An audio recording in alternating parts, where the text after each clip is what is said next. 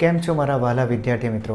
તો ફાઇનલી 10મા ધોરણ બાદ 11 સાયન્સમાં એડમિશન મેળવી લીધું.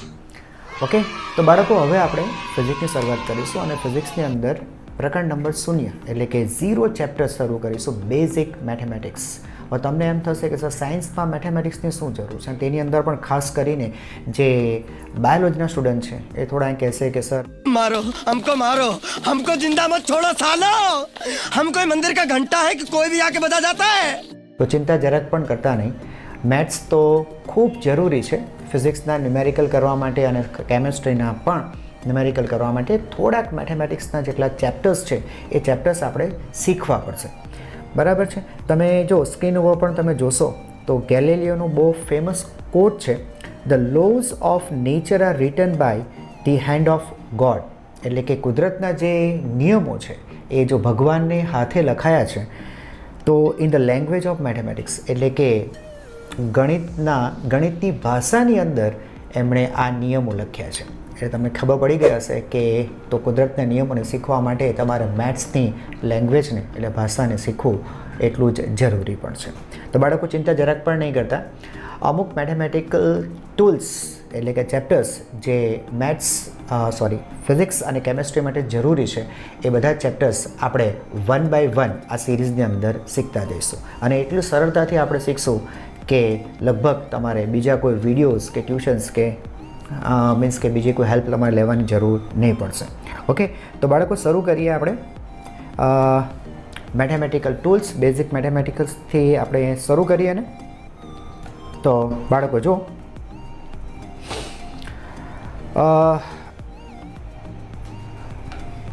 પહેલાં આપણે શીખીએ કે સર આ મેથ્સ કઈ રીતે અંદર આવતું હોય છે.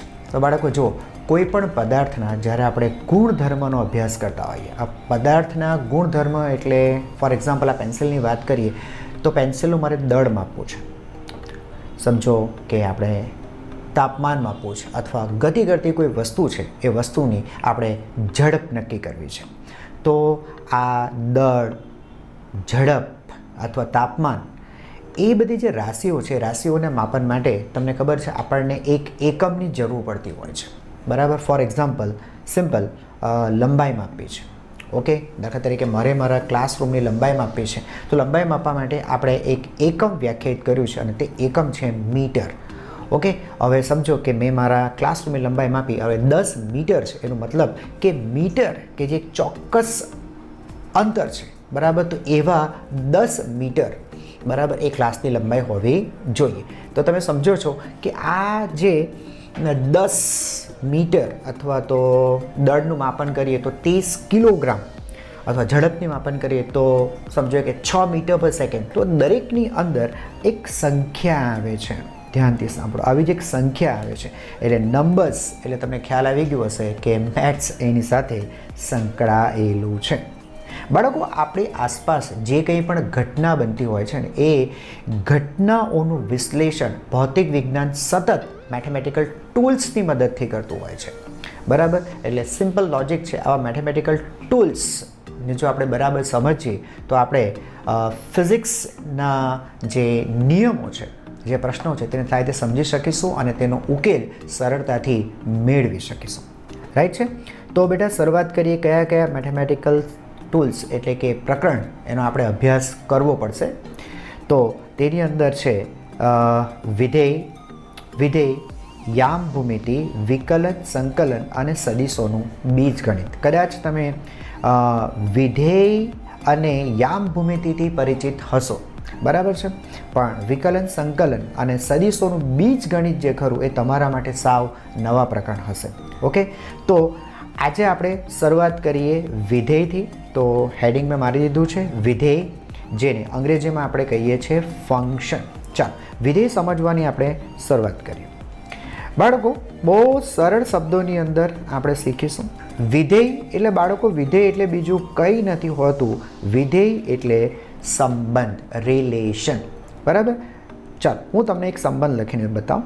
દાખલા તરીકે y is equal to simple 3x. y is equal 3x. બેટા અહીંયા x અને y આ બંનેને આપણે ચલ તરીકે ઓળખીશું. ચલ ચલ એટલે વેરિએબલ, હે ને? એક એવી રાશિ કે જે બદલાતી હોય તો એને ચલ કહેવાય. અહીંયા એક્સ અને વાય આ બંને બદલાતી હોય છે, બરાબર? જેમ કે હું એક્સ સમજો બિલોંગ્સ ટુ એન એટલે કે ધન પ્રાકૃતિક સંખ્યાઓના ગણ, બરાબર છે? એ ગણમાંથી મીન્સ ધન પ્રાકૃતિક કોઈ પણ સંખ્યાઓ તમે એક્સ તરીકે લઈ શકો છો. તો એ શું થઈ ગયું? એક ચલ થઈ ગયું. ભાઈ ગમે તે કિંમત લઈ શકાય. પણ એક વસ્તુ નોટિસ કરો કે એક્સની કિંમત તમે કોઈ પણ આ એનમાંથી લઈ શકો છો, કોઈ પણ લઈ શકો છો. એટલા માટે આપણે એક્સને સ્વતંત્ર ચલ તરીકે ઓળખીશું. સ્વતંત્ર ચલ, ઇન્ડિપેન્ડન્ટ વેરિયેબલ. એક્સની કોઈ પણ કિંમત વેલિડ છે, મૂકી શકાશે. હા, જરૂરી છે કે તમે લખ્યું છે કે ભાઈ એક્સ બિલોંગ્સ ટુ એન એટલે કે ભાઈ ધન પ્રાકૃતિક સંખ્યાઓમાંથી કોઈ પણ તમે પ્રાકૃતિક સંખ્યા, ધન પ્રાકૃતિક સંખ્યા લઈ શકો, પૂર્ણાંક સંખ્યા લઈ શકો, મતલબમાં કોઈ પણ. એટલે એને આપણે કહીશું સ્વતંત્ર ચલ. હવે તમે આ ઉપરનું આપણું આ જે સમીકરણ છે એ સમીકરણમાં તમે એક્સની અલગ અલગ કિંમતો મૂકશો, બરાબર? તો એ પ્રમાણે વાય બદલાશે. એટલે આ શું કહેવાય? એક્સ અને વાય વચ્ચેનો એક સંબંધ, જેને મેથેમેટિક્સની લેંગ્વેજમાં કહેવામાં આવે છે વિધેય. સિમ્પલ, એક ફંક્શન છે, એક વિધેય છે. ચાલો, જેમ કે હું એક્સની અલગ અલગ કિંમતો મૂકું અને એ કિંમતો માટે વાય મને શું મળશે એ હું મેળવતો જાઉં, બરાબર? બહુ વધારે આપણે કોમ્પ્લિકેટેડ કિંમતો નથી મૂકી, સિમ્પલ વસ્તુઓ મૂકી. દાખલા તરીકે હું તમને મૂકું બસ 1 2 3, સાવ સિમ્પલ 1 2 3. હવે તમે એક્સની કિંમત ઉપરના આ સમીકરણની અંદર, ચાલો હું અહીંયા લખી દઉં છું, વાય બરાબર મેં લખ્યું છે 3x. Okay, done. 3x. તો એક્સની કિંમત તમે 1 મૂકશો એટલે વાય તમને 3 મળશે, 2 મૂકશો એટલે 6 મળશે, 3 મૂકશો એટલે એ 9 મળશે. 3 6 9, બરાબર? આનો મતલબ એવો થયો કે વાય છે ને, વાય એ આપણી પર આધારિત નથી. આપણે વાયની કિંમત ગમે તે ન લઈ શકીએ, સમજાય છે? વાય એ એક્સ સાથે બદલાય છે. વાય એ એક્સ પર આધાર રાખે છે, આવું કહી શકાય. એક્સ પર આધાર રાખે છે એનું મતલબ કે વાય બદલાશે તો ખરું, નો ડાઉટ વાય બદલાશે એનું મતલબ એવું થયું કે તે ચલ છે, પણ એ ચલ સ્વતંત્ર નથી. આપણે આપણી રીતે ન બદલી શકીએ, બરાબર? એ એક્સ પર આધાર રાખે છે. એક્સ બદલતા વાય બદલાશે, એટલે એને આપણે કહીશું કે વાય એ આધારિત ચલ છે. આધારિત ચલ છે. સમજાય છે તમને? બે વસ્તુ ખ્યાલ આવી ગઈ. સ્વતંત્ર ચલ કોને કહેવાય અને આધારિત ચલ કોને કહેવાય. ફરીથી એકવાર ટૂંકમાં તમને કહી દઉં છું. એવો ચલ કે જે આપણે આપણી ઈચ્છા પ્રમાણે મૂકી શકતા હોય એ સ્વતંત્ર છે, અને એ ચલ કે જે બીજા ચલ પર આધાર રાખતો હોય તો એને કહેવાય આધારિત ચલ. સામાન્ય રીતે જ્યારે પણ આપણે ગ્રાફ બનાવીશું ત્યારે એક વસ્તુ હંમેશા યાદ રાખીશું કે આ જે સ્વતંત્ર જે ચલ છે, સ્વતંત્ર ચલને આપણે એક્સ અક્ષ પર લઈશું અને જે આધારિત ચલ છે ને એને આપણે વાય અક્ષ પર લઈશું. આ એક કોમન ફિલોસોફી છે, યાદ રાખવા જેવું ખરું, બરાબર? ફાઇન.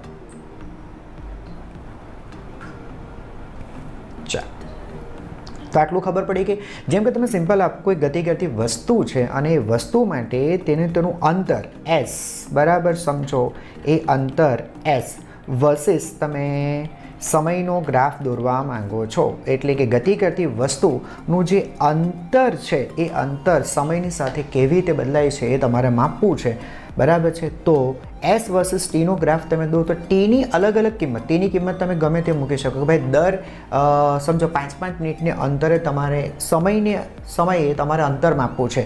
તો સમય તમે તમારી રીતે પસંદ કરશો એટલે સમય એ સ્વતંત્ર થયું, જ્યારે અંતર જે ખરું એ અંતર સમય પર આધારિત છે, એટલે તે આધારિત ચલ થયું. એટલે આપણે આધારિત ચલ એટલે અંતરને વાય પર મૂકીશું અને સમયને આપણે એક્સ પર મૂકીશું, ને એ રીતે આપણે આલેખ બનાવતા હોઈએ છીએ. તો આઈ થિંક તમને લોકોને ચલ વિશે માહિતી મળી ગઈ હશે, બરાબર? ચાલો હવે વળી પાછું આપણે વિધેયની ઉપર આવી જઈએ, બરાબર છે? અચ્છા, મેં આગળ એક વિધેય લખ્યું હતું વાય બરાબર 3x. વાય બરાબર 3x. તો આ એક શું કહેવાય કે ભાઈ વાય એ એક્સ સાથે બદલાય છે.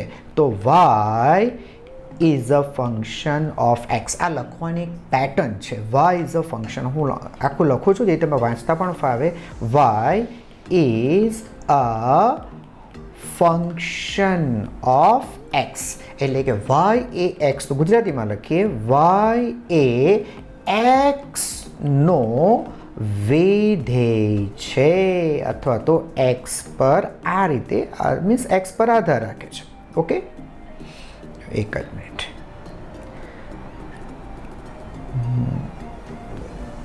હા, બરાબર. એટલે આ લખવાની એક રીત છે એ પણ તમારે યાદ રાખવું છે. Y is a function of X, અને કેવી રીતે બદલાય છે તે મેં ઉપર લખ્યું છે કે ભાઈ વાય એ 3x પ્રમાણે છે.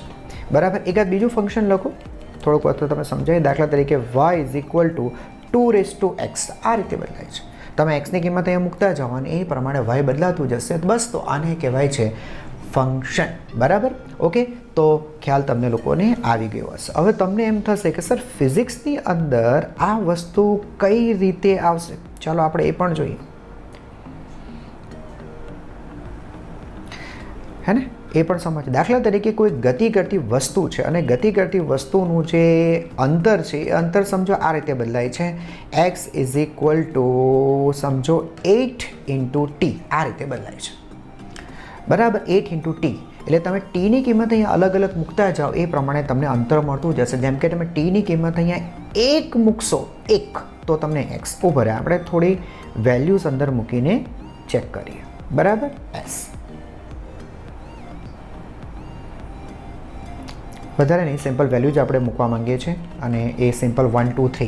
બરાબર. એટલે સમય આપણે સેકન્ડમાં લીધું છે અને અંતર આપણે મીટરમાં લીધું છે. ચાલો ટીની કિંમત 1 મૂકીએ તો 8 મળશે, 2 મૂકું 16 અને 24. એટલે આ રીતે અલગ અલગ સમયે આપણને ગતિ કરતી વસ્તુનું સ્થાન મળતું જશે. તો આ શું થયું? આ થયું અંતર સમય સાથે કેવી રીતે બદલાય છે. એટલે તમે આને આ રીતે લખી શકો, s is a function of t. I think તમને લોકોને સમજાઈ ગયું. પછી આ ફંક્શન જે બાળકો છે ને એ તો ગમે તે હોઈ શકે.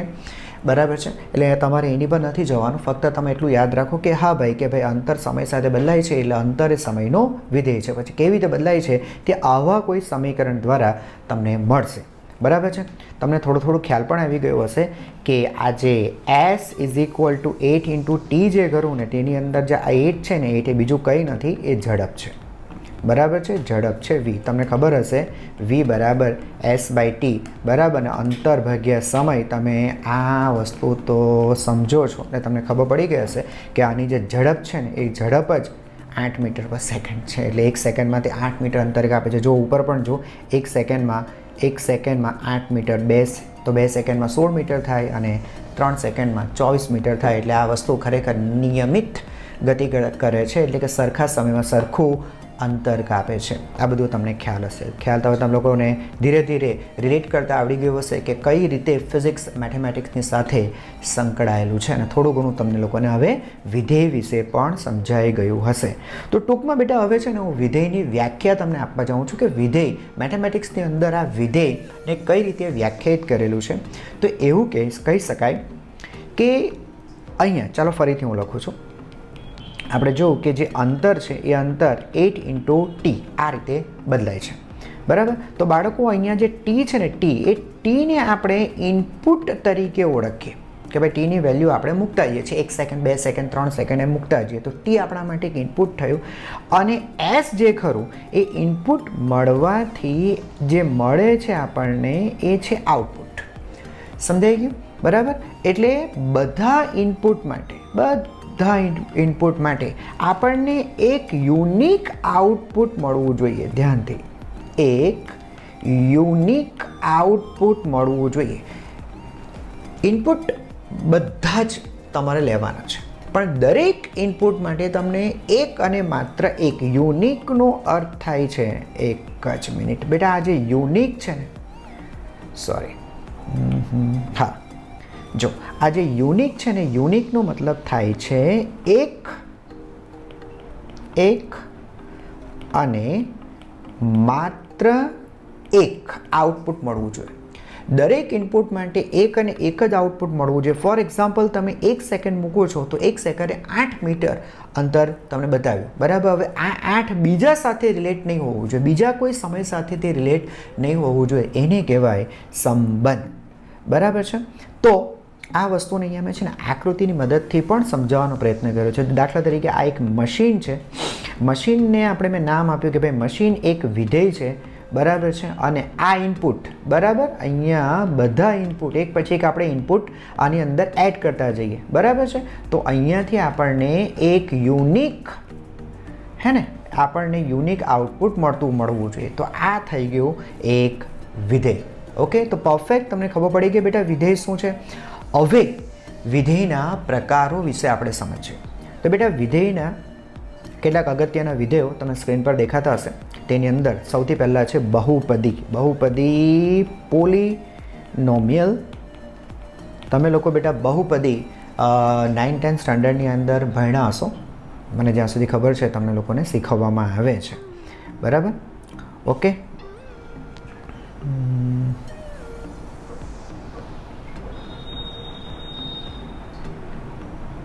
ઓકે, થોડો સ્પેસ અહીંયા આપણે બનાવી લઈએ, લખતા ફાવે આપણને. ઓકે, ચાલ. તો બેટા આપણે ભણતા હતા કેટલાક અગત્યના વિધેયો, બરાબર.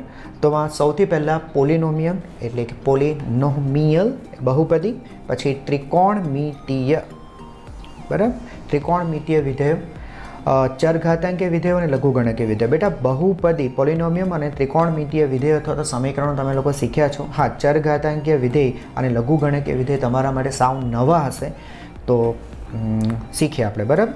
ચાલો, સૌથી પહેલાં બેટા અત્યારે આને થોડી ઘણી આપણે ચર્ચા કરી લઈએ પોલિનોમિયલની, બરાબર, એટલે બહુપદીની. ચાલ આવી જઈએ પોલિનોમિયલ, બહુપદી સમીકરણ અથવા બહુપદી ફંક્શન. ફંક્શન અથવા સમીકરણ એક જ શબ્દ છે, બરાબર, વિધેય અથવા તો સમીકરણ. તો બેટા બહુપદી કોને કહેવાય? જ્યાં સાંભળો, બહુપદી કોને કહેવાય? બેટા બહુપદી એટલે એક છે ને એક સમીકરણ છે કે જે ચલ અને અચળાંકોનું એક સંયોજન કરેલું છે. ને સંયોજન એ સરવાળાથી, બાદબાકીથી, ગુણાકાર, ભાગાકાર, એ રીતે ચલ અને અચળાંકોનું એક સંયોજન કરીને જે સમીકરણ તૈયાર થશે એ સમીકરણને આપણે બેટા બહુપદી તરીકે ઓળખીશું. તો અમે સ્ક્રીન ઉપર જરાક વાંચી સંભળાવીએ. બહુપદી એટલે શું? તો કે બેટા ચલ અને અચળાંકોનું એવું સંયોજન કે જે સરવાળો, બાદબાકી, ગુણાકાર અને ભાગાકાર ધરાવી શકે. એટલે એનું એનાથી આવી પ્રક્રિયાઓથી મીન્સ કે એને બનાવી શકાય. હવે હું તમને છે ને n ઘાત ધરાવતી એક બહુપદી, બરાબરનું વ્યાપક સૂત્ર અથવા તો સમીકરણ બેટા તમને લખી બતાવું. વ્યાપક સમીકરણ વધારે એના માટે સારો શબ્દ હશે, તો આપણે એ લખીએ. જેમ કે y કંઈક આ રીતે બદલાય છે, a નોટ, અરે શું થયું, a nought plus a1 into x plus a2 into x raise to 2 plus a3 x raise to 3 x raise to 3. હવે પછીનું સારા સમીકરણ બોલ તો પદ શું હશે? Right, a4 x raise to 4. અચ્છા, આ રીતે કરતા જઈએ અને ફાઇનલી જે nમું પદ હશે એ n x raise to n. એટલે આને આપણે n ઘાત ધરાવતી બહુપદી કહીશું. હવે n ઘાત ધરાવતી બહુપદી એકચ્યુઅલી એ છે ને આ બહુપદીની અંદર જે મહત્તમ ઘાત આવે ને, સમજાય છે, એને કહેવાય તેની n. દાખલા તરીકે મહત્તમ ઘાત 2 હોય, બરાબર છે, તો દ્વિઘાત બહુપદી. એ આગળ આપણે સમજીએ. તો પહેલાં તો આપણે સમીકરણ વિશે બરાબર સમજીએ. a nought plus a1 into X plus a2 into X raise to 2 અને એ રીતે finally an into X raise to n. આમાં વધુમાં વધુ ઘાત n છે, એટલા માટે એને આપણે નામ આપ્યું છે n ઘાત ધરાવતી બહુપદી. હવે આની અંદર આ જે a નોટ છે, a1 છે, a2 છે થી an, આ તો બેટા બધા અચળાંકો છે, અચળાંકો છે, બરાબર છે. જ્યારે આ x છે એ તમે સમજી ગયા હશો ચલ છે, અને તે પણ વધારે સ્પષ્ટ કરીએ તો તે સ્વતંત્ર ચલ છે, અને y એ આધારિત ચલ છે, બરાબર. ચાલો હું છે ને સિમ્પલ એક સમીકરણ લખું, તમને ખ્યાલ આવશે. દાખલા તરીકે y is equal to 3 plus 2x લો, બરાબર. હવે તમે છે ને આ સમીકરણને આપણા વ્યાપક જે ઉપરનું સમીકરણ છે સમીકરણ સાથે સરખાવો, તમને ખબર પડી ગઈ હશે કે આ 3 જે ખરું ને એ A0 છે, બરાબર. આ 2 જે ખરું છે એ A1 છે, બરાબર. અને જો આ જે x છે તેની સાથે આ x મળતું આવે છે. બાકીના પદો દાખલા તરીકે સર તમે કહેશો કે આ A2 A3 સર એ બધા પદ ક્યાં છે? સમજો કે A2 ની વેલ્યુ 0, A3 ની વેલ્યુ 0, એટલે બાકી પછીના પદ લખવાના નથી આવતા. એકદમ સિમ્પલ વસ્તુ છે. ખ્યાલ આવી ગયો? તો આ રીતે બનતી હોય છે બહુપદી. ખ્યાલ પડી ગઈ? બરાબર. હવે બહુપદીના પ્રકાર વિશે આપણે સમજીએ. બહુપદીના પ્રકાર, બરાબર છે. હવે બહુપદી જો અહીંયાથી ધ્યાનથી સાંભળો, આ મેં લખ્યું છે 2x + 3. ચિંતા જરાક પણ નહીં કરતા. આ જે 1 છે ને 1 સમજાય છે એ તમારો A0 છે, સમજાય છે. આ 2 જે ખરું એ A1 છે, સમજાઈ ગયું હે ને. હવે અહીંયા તમે xની વધુમાં વધુ ઘાત જો તો xની વધુમાં વધુ ઘાત કેટલી છે? 1, સમજાય છે. એટલે એની મહત્તમ ઘાત અથવા ડિગ્રી એને કહી શકાય તો એ કેટલી છે? 1. આવી બહુપદીને સુરેખ બહુપદી કહેવાય. વધુમાં વધુ ઘાત હોવી જોઈએ 1, સમજાય છે. તો એવી જે બહુપદી છે એ બહુપદીને કહેવાય સુરેખ બહુપદી, સમજાય છે. નીચે આવો, જો ફરીથી સમજાવું છું. આ છે તમારો A0. અહીંયા xનો જે સહગુણક છે, જો કે કંઈ નથી એટલે 1 લખેલું છે, A1. અને x2નો સહગુણક અહીંયા A2 હોય, જો કે કંઈ નથી એટલે આ જે A2 છે એની વેલ્યુ થઈ ગઈ 1. તો એ પણ એ બહુપદી છે. પણ આમાં વધુમાં વધુ ઘાત કેટલી છે? તો વધુમાં વધુ ઘાત 2, સમજાય છે. એટલે મહત્તમ ઘાત 2 એટલે એને કહેવાય દ્વિઘાત બહુપદી, બરાબર. ક્વોડ્રેટિક ઇક્વેશન, જો કે જે તમે આખા પ્રકરણ તમે શીખ્યા છો, બરાબર. અને એ રીતે નીચેનું સમીકરણ જો તેમાં વધુમાં વધુ ઘાત 3 છે એટલે એને આપણે ત્રિઘાત ક્યુબિક ઇક્વેશન તરીકે ઓળખીશું, બરાબર. હવે આ જે મહત્તમ ઘાત છે એ શું? એ મહત્તમ ઘાતનો બાળકો અર્થ એવો થાય કે જેટલી વધુમાં વધુ ઘાત હોય, બરાબર છે, જેટલી મહત્તમ ઘાત હોય એટલા સમીકરણના ઉકેલ મળે. ચાલો હવે આ કંઈક નવું આવ્યું. એ સારી એ ઉકેલ એટલે શું? ચાલો સમજો. તમને હું એક સમીકરણ આપું. દાખલા તરીકે y = 3x² - 2x - 1. તો તમે સમજો છો કે અહીંયા xની અલગ અલગ કિંમતો મૂકશો તો એ પ્રમાણે y બદલાશે. હું તમને એમ કહું કે ભાઈ yની કિંમત ફિક્સ છે 0, તો xની વેલ્યુ શું હોઈ શકે? આને કહેવાય સમીકરણના ઉકેલ. વળી પાછું એકવાર આ જે સમીકરણ છે એ સમીકરણ કે ભાઈ y x સાથે આ રીતે બદલાય છે, આ સમીકરણ અનુસાર તે બદલાય છે. પણ હું તમને એમ કહી દઉં કે ભાઈ yની કિંમત જો 0 હોય તો xની કિંમત કઈ હોઈ શકે? xની કિંમત શું હોઈ શકે? એને કહેવાય સમીકરણના ઉકેલ. હવે જો આ બહુપદીની વધુમાં વધુ ઘાત કેટલી છે? 2. તો બાળકો આના ઉકેલ હશે 2, બરાબર. જે એકદમ સિમ્પલી આને આપણે સમજવાનો પ્રયત્ન કરીએ. દાખલા તરીકે 3x² - 2x - 1 = 0, બરાબર. આનો ઉકેલ મેળવી, જો કે તમે ફટાફટ તો ઉકેલી જ નાખશો. સીધી વસ્તુ છે. આ 3 અને આ 1 એનો ગુણાકાર કરીએ 3 × -1 એટલે -3. હવે તમે -3ના એવા અવયવ પાડો કે જેથી આપણને શું મળે? -2 મળે, બરાબર. એટલે તમે કહેશો સર પાડી નાખો 3 × 3 એટલે આ માઇનસ અને આ પ્લસ એટલે -2. એટલે આના અવયવ થશે x - 3 અને x + 1 = 0. એનું મતલબ કે xની વેલ્યુ કાં તો 3 આવશે, બરાબર, અથવા તો xની વેલ્યુ -1 હશે, બરાબર. આવું તમને લોકોને ખબર પડતી હશે. મારે તમને એ સમજાવવું છે કે ઉકેલ કેટલા આવ્યા? 2 આવ્યા, સમજાય છે. એટલે જેટલી મહત્તમ ઘાત હશે બાળકો એટલા ઉકેલ તમને મળશે. આઈ થિંક તમને લોકોને વિધેય વિશે બહુ જ સારી સમજ પડી ગઈ હશે, બરાબર છે. ઓકે, નેક્સ્ટ વિડીયોની અંદર બાળકો આપણે સુરેખ વિધેય પર વાત આગળ વધારીશું, બરાબર છે. સુરેખ વિધેય પર. ઓકે, તો બાળકો તમને આઈ થિંક તમે લોકોને મજા આવી હશે. તો નેક્સ્ટ વિડીયો માટે તૈયાર રહેજો. બહુ ઝડપથી આપણે મળવાનું થશે. Thank you very much.